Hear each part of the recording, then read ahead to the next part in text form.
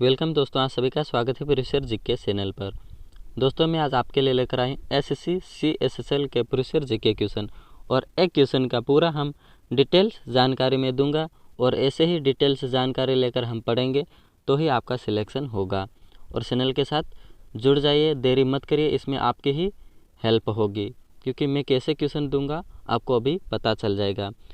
तो बिना time waste किए हम इस टॉपिक को स्टार्ट कर लेते हैं। प्रीवियस जीके क्वेश्चन एसएससी के हैं, एसएससी CSSL के प्रीवियस क्वेश्चन हैं और मैं CPO, MTS, CGL ये सभी मैं ऐड करूंगा और उसी सभी क्वेश्चन को हम डिटेल्स जानकारी देकर मैं पढ़ाऊंगा। आपका सिलेक्शन 100% हो जाएगा। ठीक है, चैनल को सब्सक्राइब कर लेना और वीडियो को शेयर ज़रूर कर देना आपके दोस्तों तक। ठीक है, पहला क्वेश्चन स्टार्ट कर लेते हैं। भारत में national food for work program किस वर्ष से शुरू किया गया था? ये 2004 में। इसका डिटेल्स देख लेते हैं। अभी हमारे कॉमन मिनिमम प्रोग्राम के तहत फूड फॉर वर्क कार्यक्रम की शुरुआत राज्य सत्ता में आने के बाद 7वें महीने में 14 नवंबर 2004 को पंडित जवाहरलाल नेहरू जी के जन्म दिवस पर आंध्र प्रदेश के रंगा जिले से प्रधानमंत्री जी द्वारा की जा चुकी है। उसके बाद यह ऐतिहासिक विधेयक आया है। ठीक है, ऐसे हम जानकारी में दूंगा और आपको ज़रूर पसंद आया होगा। इसमें से इस क्वेश्चन में से ये क्वेश्चन तो पूछा गया है अभी, तो आने वाले एग्ज़ाम में ये पूछा जा सकता है। तो ऐसे ही हम जानकारी पूरी लेकर पढ़ेंगे तो ही सिलेक्शन होगा। चैनल को सब्सक्राइब करके जाना, आने वाले में वीडियो लाऊंगा, ऐसे ही वीडियो में लाऊंगा। और कमेंट ज़रूर करना कैसी वीडियो आपको लगी, पसंद आई कि नहीं। अगला क्वेश्चन देख लेते हैं। अगला क्वेश्चन, किस खोजकर्ता ने 1498 में भारत के लिए एक समुद्री मार्ग की खोज की थी? ये कौन था? ये वास्को डी गामा था। ठीक है, इसका उत्तर ये वास्को डी गामा था। और ये आज के दिन ही नहीं, मैं आपके लिए ऐसे क्वेश्चन लेकर आया हूँ कि एग्ज़ाम में क्वेश्चन पूछे ही जाएंगे। ठीक है, तो ये आज का दिन ये बोल रहा है, पर आज के दिन नहीं, आज के दिन ही यानी 8 जुलाई 1498 को पुर्तगाली नाविक वास्को डी गामा भारत की खोज में निकला था। क्यों हुआ था वास्को डी गामा का चयन? दरअसल साल 1492 में 1492 में नाविक प्रिंस हेनरी की नीति का अनुसरण करते हुए किंग जॉन ने एक पुर्तगाली बेड़े को भारत भेजने की योजना बनाई थी। इससे उन्हें एशिया के लिए समुद्री रास्ते खुलने की उम्मीद थी। ठीक है, अगला क्वेश्चन देख लेते हैं। यहाँ पर मैं ये बोल रहा था कि आज के दिन नहीं, मैं ये आपके लिए यहाँ सर्च करके क्वेश्चन ला रहा हूँ, तो वहाँ से ये आज के दिन निकल गया है। सॉरी इसके लिए, आप समझ लीजिए। आज का दिन तो अभी 2020 चल रहा है, 2021 आने वाला है, अभी का 1498। ठीक है, अगला क्वेश्चन देख लेते हैं। इक्राइन ग्रंथियों का प्रमुख कार्य क्या होता है? पसीने को उत्पन्न करना। आपने देखा होगा आपकी त्वचा, हाथ की त्वचा में छोटे छोटे छिद्र, छोटे छोटे बूंद की तरह पानी के छोटे छोटे बूंद होती है, वैसे आपके हाथों के त्वचा के ऊपर पसीना निकलता हुआ देखा होगा। ठीक है, समझ गए होंगे आप। और लेक्राइमल ग्रंथियाँ ये आँख से आंसू निकलते हैं लेक्राइमल ग्रंथियों से। ठीक है, इसका साइज थोड़ा छोटा कर लेते हैं इस ब्रश का, कैसे करें? ठीक है, अभी नहीं हो रहा, मैं आप यहाँ से कर देते हैं। ठीक है, अगला क्वेश्चन देख लेते हैं। सॉरी ज़्यादा छोटा हो गया, अगला ये पढ़ लेते हैं। छोटी आंत और बड़ी आंत के जंक्शन से जुड़ी थैली को क्या कहा जाता है? ये अंधांत्र ऐसा था, पर ये टाइप करने में गलती हो गई, सॉरी इसके लिए। ये टाइप नहीं हो सका। ठीक है, पर मैंने आपको समझा दिया है। ठीक है, अगला क्वेश्चन देख लेते हैं। एडविन ल्यूटियंस और हर्बर्ट बेकर दो आर्किटेक्ट हैं जिन्हें शहर का डिज़ाइन करने का श्रेय दिया जाता है। ये नई दिल्ली शहर को डिज़ाइन किया था इन दोनों ने, एडविन ल्यूटियंस और हर्बर्ट बेकर, ये दो आर्किटेक्ट डिज़ाइनर थे। एडविन ल्यूटियंस का जन्म 1869 में 29 मार्च को हुआ था। एडविन ल्यूटियंस ने नई दिल्ली को योजना तैयार की थी और राष्ट्रपति भवन का डिज़ाइन भी एडविन ने ही तैयार किया था। ठीक है, आपको यह जानकर हैरानी होगी कि एडविन ने अपने काम में लोकल और ट्रेडिशनल टच रखते थे। अगला आपको बता दें कि एडविन ल्यूटियंस और हर्बर्ट बेकर ने नई दिल्ली को अहम इमारतों के डिज़ाइन तैयार किए थे। एडविन एक ब्रिटिश आर्किटेक्ट थे और इन्होंने ही नई दिल्ली को अपनी कला से सजाया था, मतलब डिज़ाइन किया था। अगला, नई दिल्ली की इमारतों को एडविन ल्यूटियंस और हर्बर्ट बेकर ने इन दोनों ने साथ मिलकर ये डिज़ाइन किए थे। ठीक है, अगला क्वेश्चन देख लेते हैं। दोस्तों मैं ऐसा ही कंटेंट दूंगा प्रीवियस जीके, और ऐसे ही प्रीवियस जीके पढ़ेंगे तो ही आपका सिलेक्शन होगा। और ये क्वेश्चन पूछा गया था, तो यही कैसे पढ़ेंगे ये देख लेते हैं। मैं आपको बता देता हूँ। ज्ञानपीठ पुरस्कार की शुरुआत किस वर्ष में हुई थी? ये 1961 में। ये तो पहला पूछा गया, ठीक है, और ऐसा भी पूछा जा सकता है और पूछा गया है, देख लो। प्रथम ज्ञानपीठ पुरस्कार 1965 में किसको मिला था? ये मलयालम लेखक जी शंकर कुरुप को प्रदान किया था। कब? 1965 में। तो ये भी क्वेश्चन बनता है, ठीक है, और प्रदान किया गया था। उसी समय पुरस्कार की धनराशि 1 लाख थी, या 1 लाख है, 1 लाख रुपये थी। और 1982 तक यह पुरस्कार लेखक की एकल कृति के लिए दिया जाता था, लेकिन इसके बाद से यह लेखक के भारतीय साहित्य में संपूर्ण योगदान के लिए दिया जाने लगा। ठीक है, तो इस क्वेश्चन से कितने क्वेश्चन बने? इन क्वेश्चन से एक क्वेश्चन से कितना आंसर बना? 1, 2 और 3 और 4। तो इन चारों में से ये तो पूछा गया है, तो आने वाले समय में ये पूछा जा सकता है या तो ये पूछा जा सकता है। ठीक है, आप ध्यान में रखिए। और मैं ऐसे ही प्रीवियस जीके क्वेश्चन आपको फुल कंटेंट दूंगा, आप चैनल को सब्सक्राइब कर लीजिए। अगला देख लेते हैं। गोल गुंबज भारत के किस राज्य में स्थित है? ये कर्नाटक में स्थित है। स्थित विजयपुर, कर्नाटक, भारत के अभिकल्पना दाबुल का याकूत। ठीक है, अगला क्वेश्चन देख लेते हैं। सूरजकुंड झील निम्न राज्यों में से किस राज्य में स्थित है? ये हरियाणा में स्थित है, और इसका डिटेल्स देख लेते हैं। सूरजकुंड, ये स्थान सूरजकुंड स्थान ग्राम फरीदाबाद हरियाणा। निर्देशक 28.483 79.n 28,270 डिग्री। ई निर्देशक अतः 48,369 डिग्री। एन 77.28,270 ई। ये क्वेश्चन तो नहीं पूछा जा सकता, ये निर्देशक वाला तो नहीं पूछा जाएगा, लेकिन ये स्थान वाला ये पूछा जा सकता है। ठीक है, अगला क्वेश्चन देख लेते हैं। प्रकार झील द्रोणी देश भारत में स्थित है। अभी तो 20 क्वेश्चन बाकी है, तो 20 क्वेश्चन बाकी नहीं, अभी 11 क्वेश्चन और बाकी है। ठीक है, अगला क्वेश्चन देख लेते हैं। भारत के मुख्य न्यायाधीश की नियुक्ति कौन करता है? ये राष्ट्रपति करता है।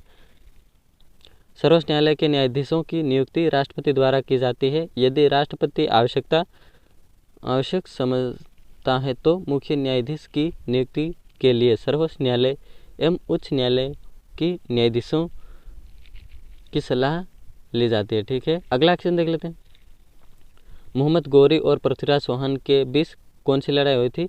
तराइन की लड़ाई हुई थी। मोहम्मद गौरी और पृथ्वीराज चौहान के बीच तराइन के मैदान में 2 युद्ध हुए थे। 1191 में ईस्वी में हुए थे एक युद्ध, पहला युद्ध हुआ था, और दूसरा पृथ्वीराज चौहान की विजय। इस पहले युद्ध में पृथ्वीराज चौहान की विजय हुई थी, और अगले दूसरे वर्ष में, मतलब दूसरे युद्ध में, प्रथम युद्ध में पृथ्वीराज चौहान विजय हुआ, और अगले दूसरे युद्ध में 1192 ईस्वी में पृथ्वीराज चौहान को तराइन के द्वितीय युद्ध में मोहम्मद गौरी ने बुरी तरह पराजित किया था। पहले युद्ध में पृथ्वीराज चौहान जीता और दूसरे युद्ध में मोहम्मद गौरी जीत गई थी। ठीक है, अगला क्वेश्चन देख लेते हैं। भारतीय राष्ट्रीय कांग्रेस के 19वें सत्र के अध्यक्ष कौन थे? लाल मोहन घोष। अगला इसके बारे में जान लेते हैं। वर्ष अध्यक्ष का नाम 1903 में लाल मोहन घोष ये राष्ट्रीय कांग्रेस के अध्यक्ष रहे 19वें। और अगला ये 1904 हेनरी कपास ये 20वें शायद रहे, ये 19वां, तो ये 20वां रहा होगा और ये 21वां। गोपाल कृष्ण गोखले 1905 में राष्ट्रीय कांग्रेस के अध्यक्ष बने रहे। अगला दादा भाई नौरोजी ये 1906 में बना था। ठीक है, ये पहला क्वेश्चन पूछा गया, तो इसके बारे में ये भी पूछा जा सकता है कब अध्यक्ष बना था, और ये दोनों नहीं पूछे तो ये पूछा जा सकता है और ये नहीं तो ये पूछा जा सकता है। ठीक है, और ये तो पूछा ही जाता। ये चारों बहुत ही इंपॉर्टेंट है। अगला क्वेश्चन देख लेते हैं। दोस्तों मैं आज आपको ऐसे ही प्रीवियस जीके क्वेश्चन में फुल कंटेंट के साथ में दूंगा। आप चैनल को सब्सक्राइब कर लीजिए, आपकी एग्ज़ाम 100% निकलेगी। और आप कहीं और चैनल से अगर आप पढ़ते हो तो वो उस चैनल पर डिपेंड करता है, लेकिन मैं फुल कंटेंट दूंगा। अगला, भारत में राष्ट्रीय आंदोलन के संदर्भ में पुनः समझौता पर हस्ताक्षर कब हुए थे? ये 1932 में। ये भी जान लेते हैं। पुनः पैक्ट अथवा पुनः समझौता भीमराव अंबेडकर एवं महात्मा गांधी के मध्य पुणे की यरवदा सेंट्रल जेल में 16 सितंबर 1932 को हुआ था। अंग्रेज सरकार ने इस समझौते को सांप्रदायिक अधिनियम कम्युनल अवार्ड में संशोधन के रूप में अनुमति प्रदान की। दोस्तों इसमें से ये तो पहला पूछा गया, इसमें से कौन सा पूछा जा सकता है? भीमराव अंबेडकर या तो महात्मा गांधी के मध्य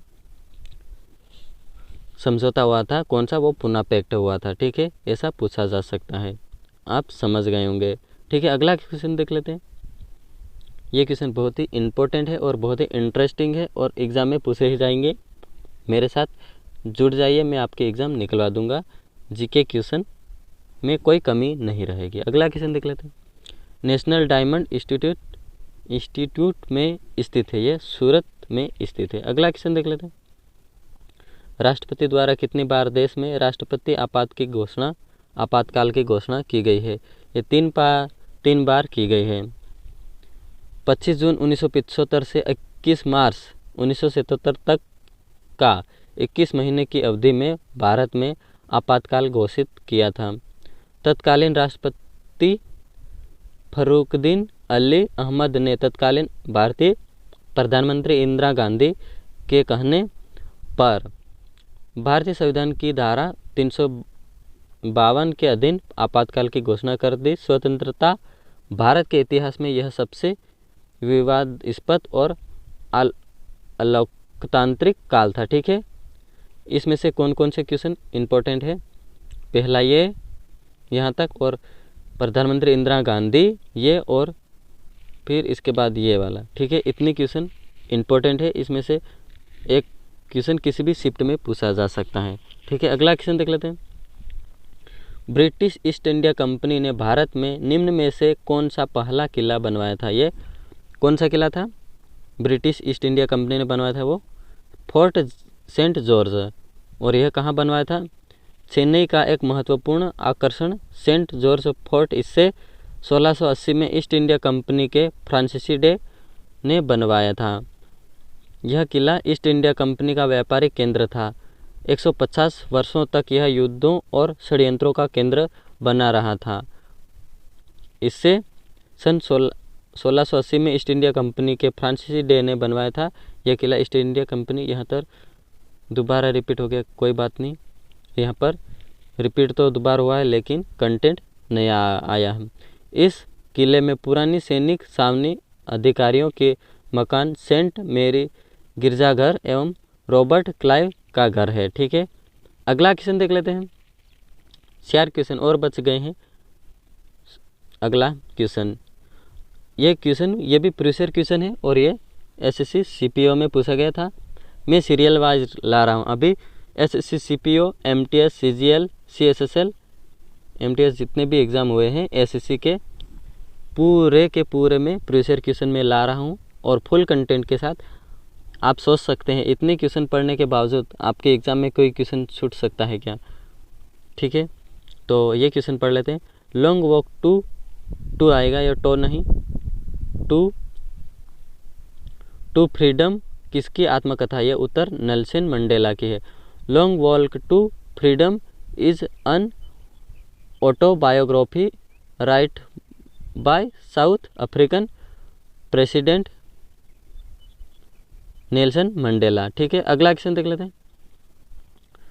भारतीय संविधान के किस अनुच्छेद में अस्पृश्यता उन्मूलन के विषय में उल्लेख किया गया? ये अनुच्छेद 17 में। ये क्वेश्चन बहुत ही इंपॉर्टेंट है और ये रेलवे में और SSC में तो जगह इसने बना ली। SSC और रेलवे में तो इसने स्थान अपने नाम कर लिया है। ये क्वेश्चन तो पूछा ही जाता है, जा सकता नहीं, ये पूछा जाता है, हमेशा पूछा जाता है। ठीक है, अगला क्वेश्चन देख लेते हैं, इसके बारे में जान लेते हैं।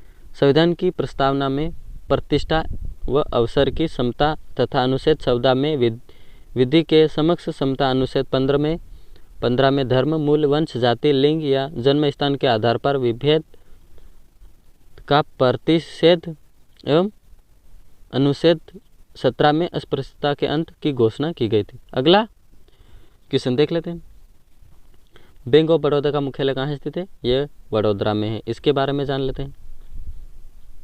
BSE और NSABOB, बैंक ऑफ बड़ौदा, इसकी स्थापना 20 जुलाई 1908 में हुआ था। BOB की स्थापना कब हुई थी?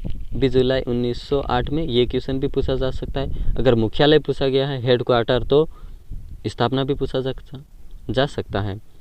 उसका हेडक्वार्टर अलकापुरी, वडोदरा, गुजरात में स्थित है। प्रमुख व्यक्ति संजीव सड्डा अध्यक्ष एवं प्रबंध निदेशक रहे हैं।